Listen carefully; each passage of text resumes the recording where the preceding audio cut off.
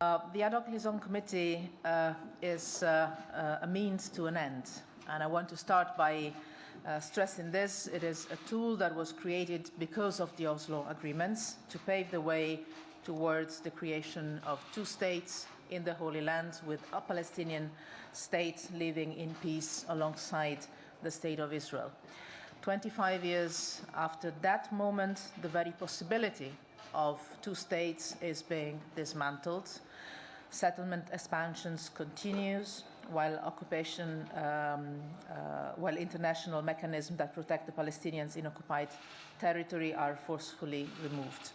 Ongoing Palestinian divisions continue to harm Palestinian unity and democracy, and the political dialogue between the two parties is simply non-existent at the moment, while in both societies, both in Palestine and in Israel, we see that the space for faith in the possibility of peace and security and a two-state solution is shrinking.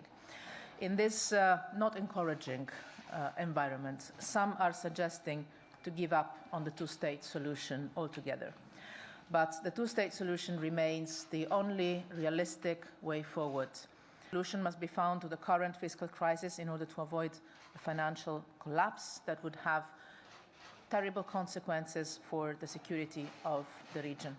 And the Palestinian economy needs resources to grow. We, as the European Union, are and stand ready to help the parties come back to dialogue based on their agreements. The European Union is and will remain the biggest and the most reliable donor to the Palestinians. European Union assistance to Palestinians has been more than 300 million euros every year for the last 15 years.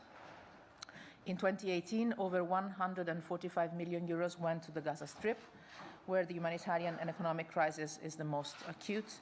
And we've also contributed 153 million euros to UNRWA, and several of our member states increased also significantly their assistance.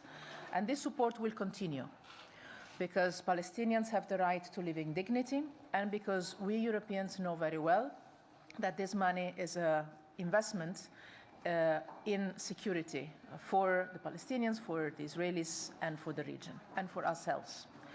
This is why today the European Union announces over 22 million euros of additional humanitarian assistance in support of the most vulnerable people in Gaza and in the West Bank.